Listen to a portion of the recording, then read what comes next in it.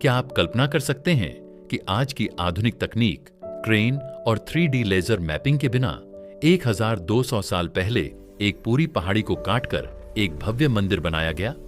आमतौर पर मंदिर नीचे से ऊपर, बॉटम टू टॉप बनते हैं, लेकिन कैलाश मंदिर दुनिया का इकलौता मंदिर है जो ऊपर से नीचे, टॉप टू बॉटम तराशा गया है। इसे बनाने के लिए 4 लाख टन पत्थर बाहर निकाला गया था। समय था मध्य 8वीं शताब्दी का, लगभग 756 से 773 ईस्वी। उत्तर और दक्षिण भारत के संगम पर एक शक्तिशाली साम्राज्य का उदय हो रहा था, राष्ट्रकूट वंश। इस वंश के राजा थे कृष्ण प्रथम, एक ऐसे शासक जिनके पास न केवल अपार शक्ति थी, बल्कि एक ऐसी दृष्टि भी थी जो पत्थरों को अमर बना सकती थी। इस मंदिर के निर्माण के पीछे एक अत्यंत भावुक और चमत्कारिक लोक कथा जुड़ी है। कहा जाता है कि राजा कृष्ण प्रथम गंभीर रूप से बीमार पड़ गए थे। वैद्यों ने हाथ खड़े कर दिए थे। तब उनकी रानी ने भगवान शिव से मन्नत मांगी, हे महादेव, यदि राजा स्वस्थ हो गए तो मैं आपके एक भव्य मंदिर का निर्माण करवाऊंगी, और जब तक उस मंदिर का शिखर नहीं देख लेती तब तक अन्न ग्रहण नहीं करूंगी। राजा चमत्कारिक रूप से ठीक हो गए, लेकिन समस्या यह थी कि इतने विशाल मंदिर को बनाने में तो दशकों लग जाते। रानी भूखी कैसे रहती? तब वास्तुकारों, आर्किटेक्ट्स ने एक क्रांतिकारी सुझाव दिया, हम मंदिर को ऊपर से नीचे तराशेंगे, इससे शिखर सबसे पहले तैयार हो जाएगा और रानी कुछ ही दिनों में अपना व्रत तोड़ सकेंगी। शिलालेखों में एक नाम का जिक्र आता है, कोक्कण। जब मंदिर बनकर तैयार हुआ तो खुद इसके मुख्य शिल्पी, आर्किटेक्ट ने आश्चर्य से कहा था, हे ईश्वर, यह मैंने कैसे बनाया? ये शब्द बताते हैं कि निर्माण की योजना इतनी जटिल थी कि इसे बनाने वाले भी इसे दैवीय सहायता मानने लगे थे। यहां उपयोग हुआ शिल्पशास्त्र और योग सूत्र का वह ज्ञान जहां पत्थर की प्रकृति को समझकर उसे बिना किसी गलती के काटा गया। इतिहासकार मानते हैं कि इसे बनने में 18 साल लगे। लेकिन जरा रुकिए और सोचिए, मुख्य तर्क 4 लाख टन पत्थर हटाना, आधुनिक गणना, यदि आज की क्रेन और 3D मैपिंग से भी बनाया जाए तो इसे फिनिशिंग के साथ पूरा करने में 100 साल से ज्यादा लगेंगे। रहस्य, तो क्या 18 साल की थ्योरी गलत है, या फिर राष्ट्रकूटों के पास कोई ऐसी तकनीक थी जो समय को मात दे सकती थी? कुछ शोधकर्ताओं का मानना है कि यह मंदिर कई पीढ़ियों तक बनता रहा, लेकिन राजा कृष्ण प्रथम ने इसके सबसे मुख्य और जटिल हिस्से को अपने शासनकाल में ही पूरा करवा लिया था। राजा कृष्ण प्रथम सिर्फ एक मंदिर नहीं बनाना चाहते थे, वे हिमालय के माउंट कैलाश को दक्षिण में उतारना चाहते थे। इसीलिए इस मंदिर का आकार, इसकी नक्काशी और इसकी ऊंचाई को बिल्कुल उसी अलौकिक पर्वत की तरह डिजाइन किया गया जहां महादेव का वास है। यह सिर्फ एक राजा का आदेश नहीं था, यह एक रानी की अटूट श्रद्धा और एक इंजीनियर के अटूट कौशल का संगम था। कैलाश मंदिर केवल एक चौकोर ढांचा नहीं है, यह पत्थरों में तराशी गई एक 3D कविता है। कल्पना कीजिए, एक ही चट्टान के अंदर 2 मंजिला इमारत, हॉल, सीढ़ियां, खिड़कियां और गुप्त गलियारे। इसमें एक नंदी मंडप है जो 16 खंभों पर टिका है। इसके दोनों तरफ 50 फीट ऊंचे विजय स्तंभ, विक्टोरी पिलर्स हैं। सबसे हैरान करने वाली बात यह है कि ये स्तंभ अलग से लाकर नहीं गाड़े गए, बल्कि पहाड़ को उसी स्थान पर खंभे की शक्ल में छोड़ा गया। 1 इंच की भी चूक पूरे खंभे को बेकार कर देती।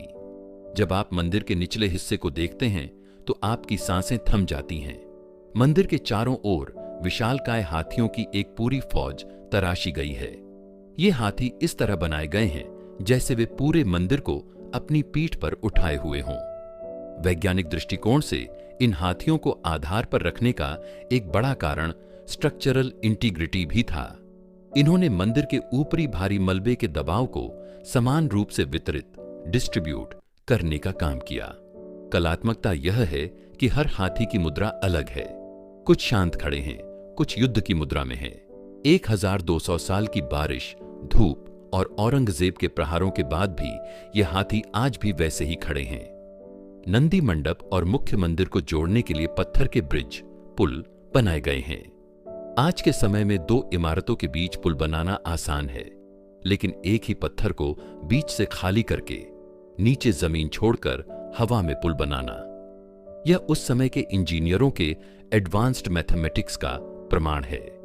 क्या आप जानते हैं कि कैलाश मंदिर के हॉल में ध्वनि का विज्ञान ऑक्यूस्टिक्स इतना सटीक है कि गर्भगृह में किया गया एक छोटा सा मंत्रोच्चार पूरे परिसर में गूंजता है।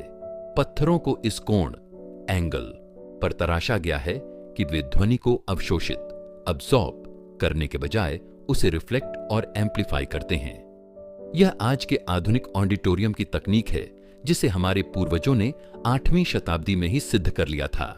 वास्तुकला का शिखर है वह मूर्ति जहां रावण अपनी पूरी शक्ति से पर्वत को हिला रहा है। यहां शिल्पी ने डेप्थ का ऐसा खेल खेला है कि देखने वाले को लगता है जैसे पर्वत सच में हिल रहा है। शिव का एक पैर नीचे दबा हुआ दिखाया गया है जो संतुलन और स्थिरता का प्रतीक है। यह मूर्ति नहीं बल्कि पत्थरों पर उकेरी गई एक हाई डेफिनेशन फिल्म है। हाथियों के पैरों से लेकर शिखर के कलश तक कैलाश मंदिर का हर एक सेंटीमीटर चिल्ला चिल्ला कर कह रहा है कि हम तुमसे कहीं ज्यादा उन्नत थे। एलोरा का क्षेत्र भारी मानसून के लिए जाना जाता है। जब एक मंदिर को पहाड़ काटकर बनाया जाता है तो सबसे बड़ा खतरा जल जमाव, वाटर लॉगिंग और सीलन सीपेज का होता है। अगर पानी मंदिर की दीवारों के अंदर या उसकी नींव में जमा हो जाए तो बेसाल्ट जैसी कठोर चट्टान भी कुछ ही दशकों में कमजोर होकर ढह सकती है।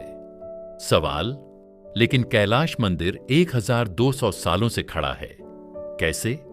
यहां के इंजीनियरों ने हिडन ड्रेनेज नेटवर्क का निर्माण किया था। मंदिर की छतों पर ऐसी सूक्ष्म ढलान स्लोप दी गई है कि बारिश का एक एक कतरा तुरंत नालियों की ओर मुड़ जाता है। बारीकियां ये नालियां दीवारों के बाहर नहीं लटकती बल्कि इन्हें पत्थरों के भीतर ही इस तरह तराशा गया है कि पानी अदृश्य रास्तों से होता हुआ सीधे मंदिर के मुख्य परिसर से बाहर निकल जाए। अचूक कोण नालियों का कोण एंगल इतना सटीक है कि पानी की गति उसे खुद ब खुद साफ रखती है, यानी सेल्फ क्लीनिंग नालियां। हमारे पूर्वज सिर्फ पानी निकालना नहीं, उसे बचाना भी जानते थे। मंदिर परिसर में कई ऐसे गुप्त टैंक और कुंड बनाए गए हैं जो बारिश के पानी को इकट्ठा करते थे। मंदिर के गर्भगृह के ठीक नीचे एक जटिल जल निकासी तंत्र है जो अभिषेक के जल को सीधे मंदिर से बाहर एक पवित्र कुंड तक ले जाता है। आज के बड़े शहरों में जरा सी बारिश में सड़कें डूब जाती हैं, लेकिन इस मंदिर के इंजीनियरों ने 8वीं शताब्दी में ही जीरो वाटर क्लॉगिंग का लक्ष्य हासिल कर लिया था। सबसे बड़ी चुनौती थी पहाड़ के ऊपर से आने वाला पानी। इसके लिए इंजीनियरों ने मंदिर के चारों ओर एक विशाल गहरी खाई ट्रेंच का निर्माण किया। यह खाई एक सुरक्षा घेरे की तरह काम करती है। ऊपर से आने वाला सारा पानी इस खाई में गिरता है और मंदिर की मुख्य संरचना को छुए बिना ही ढलान के रास्ते नीचे घाटी में चला जाता है। केवल पानी ही नहीं, नमी, ह्यूमिडिटी को रोकने के लिए हवा का संचार भी जरूरी था। पत्थरों के बीच ऐसे एयर शाफ्ट्स छोड़े गए हैं जो प्राकृतिक रूप से हवा को अंदर खींचते हैं। यह वेंटिलेशन सिस्टम मंदिर के अंदर की नमी को सुखा देता है, जिससे सदियों पुरानी नक्काशियों पर काई, मॉस नहीं जमती और वे आज भी नई जैसी दिखती हैं। यह इंजीनियरिंग नहीं, यह पत्थरों के साथ प्रकृति का एक समझौता था, एक ऐसा डिजाइन जिसे समय की मार भी नहीं मिटा सकी। कैलाश मंदिर केवल एक पूजा स्थल नहीं, बल्कि पत्थरों में कैद एक लाइब्रेरी है। यदि आज दुनिया से रामायण और महाभारत के ग्रंथ गायब हो जाएं, तो भी हम इस मंदिर की दीवारों को देखकर इन महाकाव्यों को दोबारा लिख सकते हैं। शॉक फैक्टर, यहां नक्काशी 2D नहीं बल्कि हाई रिलीफ है, यानी मूर्तियां दीवार से बाहर निकलती हुई प्रतीत होती हैं, जिससे वे सजीव लाइफ लाइक लगती हैं। मंदिर की दक्षिणी दीवार पर रामायण की कथा 7 पंक्तियों में उकेरी गई है। बारीकी की पराकाष्ठा। आप गौर से देखेंगे तो पाएंगे कि वानर सेना के हर वानर के चेहरे के हाव भाव अलग हैं। युद्ध का चित्रण, युद्ध के दृश्यों में रथ के पहियों के स्पोक्स और घोड़ों की नसों तक को इतनी सफाई से तराशा गया है जैसे वे अभी दौड़ने लगेंगे। 1200 साल पहले बिना किसी मैग्नीफाइंग ग्लास के इतनी सूक्ष्मता, डिटेलिंग कैसे हासिल की गई? उत्तरी दीवार पर महाभारत का वर्णन है। यहां कुरुक्षेत्र के युद्ध को इस तरह दर्शाया गया है कि आप अराजकता और अनुशासन के बीच का अंतर महसूस कर सकते हैं। यहां भीष्म को तीरों की शैया पर लेटे हुए दिखाया गया है। पत्थरों में उन तीरों की बारीक बनावट को देखना एक शॉक फैक्टर है, क्योंकि एक छोटी सी गलत चोट और पूरा पत्थर टूट सकता था। लेकिन शिल्पी का हाथ कभी नहीं डगमगाया। सबसे बड़ा रहस्य है मूर्तियों के गहने और वस्त्र। कई मूर्तियों में गले के हार और कानों के कुंडल अंडर कटिंग तकनीक से बने हैं। इसका मतलब है कि गहने और मूर्ति के शरीर के बीच खाली जगह, हॉलो स्पेस है। पत्थर के भीतर सुई जैसी बारीक छेनी से खुदाई करके उसे खोखला करना और फिर भी पत्थर को सलामत रखना, यह आज के 3D प्रिंटिंग के युग में भी एक बड़ी चुनौती है। कल्पना कीजिए, आप जमीन से 100 फीट नीचे एक पत्थर की गुफा के अंदर हैं, जहां बिजली का नामो निशान नहीं है, लेकिन फिर भी मंदिर के सबसे भीतरी कोनों में भी आपको अंधेरा महसूस नहीं होता। यह कोई जादू नहीं, बल्कि रिफ्लेक्टिव ज्योमेट्री का कमाल है।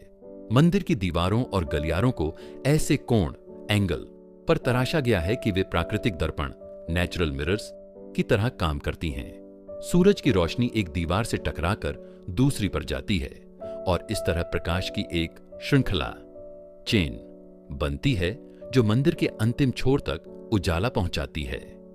आपने मंदिर की दीवारों पर पत्थर की खूबसूरत जालियां देखी होंगी। ये सिर्फ सजावट के लिए नहीं है, ये प्राचीन भारत के एयर कंडीशनर्स हैं। जब बाहर की हवा इन बारीक छेदों वाली जालियों से होकर गुजरती है तो उसकी गति बढ़ जाती है और उसका तापमान कम हो जाता है। बाहर चाहे 45 डिग्री की गर्मी हो, मंदिर के अंदर का तापमान हमेशा 20 से 25 डिग्री के बीच रहता है।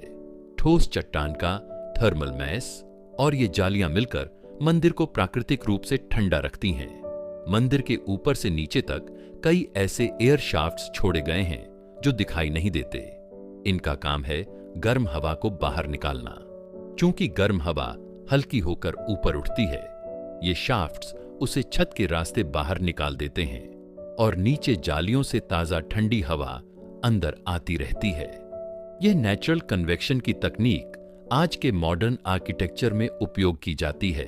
सबसे बड़ा चमत्कार तब होता है जब साल के विशेष दिनों पर सूर्य की किरणें किसी लेजर बीम की तरह सीधे शिवलिंग का अभिषेक करती हैं। यह साबित करता है कि मंदिर बनाने वाले न केवल महान इंजीनियर थे, बल्कि वे खगोल शास्त्र, एस्ट्रोनॉमी के भी पंडित थे। उन्होंने पहाड़ काटने से पहले सूर्य की चाल और पृथ्वी के झुकाव की सटीक गणना की थी। 1 सेंटीमीटर की भी चूक इस खगोलीय संरेखण, सेलेस्टियल अलाइनमेंट को बिगाड़ सकती थी। रोशनी, हवा और आवाज, इन तीनों का ऐसा तालमेल दुनिया की किसी दूसरी इमारत में मिलना नामुमकिन है। यह मंदिर नहीं, बल्कि पत्थरों में कैद एक लिविंग मशीन है। साल 1682। मुगल बादशाह औरंगजेब अपनी कट्टरता के चरम पर था। उसने उत्तर भारत के कई मंदिरों को ध्वस्त करने के बाद अपनी नजरें दक्कन की ओर मोड़ी। उसके लिए कैलाश मंदिर सिर्फ एक इमारत नहीं, बल्कि हिंदू वास्तुकला की वो हुंकार थी जिसे वह खामोश करना चाहता था। उसने आदेश दिया, इस पहाड़ को काटकर समतल कर दो ताकि यहां मंदिर का नामो निशान न रहे। औरंगजेब ने 1000 कुशल मजदूरों और सैनिकों की एक विशेष टुकड़ी भेजी। उनके पास उस समय के सबसे शक्तिशाली हथियार और पत्थर तोड़ने के औजार थे। आमतौर पर किसी भी भव्य मंदिर को गिराने में कुछ हफ्ते पर्याप्त होते थे, लेकिन कैलाश मंदिर, वह कुछ और ही मिट्टी का बना था। 1 साल बीता, दूसरा साल बीता और फिर तीसरा साल भी बीत गया। 1000 से भी ज्यादा दिनों तक लगातार प्रहार करने के बाद भी मुगल सेना इस मंदिर का मुख्य ढांचा हिला तक नहीं पाई। सैनिकों ने मंदिर के नीचे बड़ी बड़ी लकड़ियां जलाकर पत्थरों को गर्म किया और फिर उन पर ठंडा पानी डाला ताकि वे चटक जाएं। लेकिन बेसाल्ट की वह ज्वालामुखी चट्टान जैसे किसी अदृश्य कवच में लिपटी थी।